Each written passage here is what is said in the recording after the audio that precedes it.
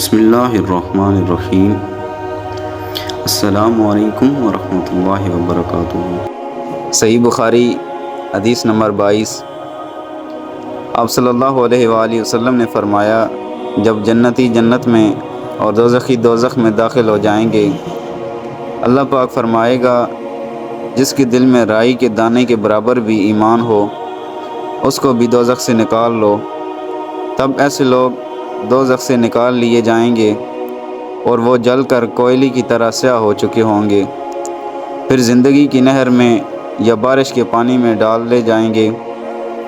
اس وقت وہ دانے کی طرح اگ آئیں گے، جس طرح ندی کے کنارے دانے اگاتے ہیں۔ کیا تم نے نہیں دیکھا کہ دانہ زردی مائل پیچ در پیچ نکلتا ہے؟ یہ تھی آج کی حدیث۔ ملتے ہیں انشاءاللہ نیکسٹ ویڈیو میں، تب تک کے لیے اللہ حافظ، فی امان اللہ۔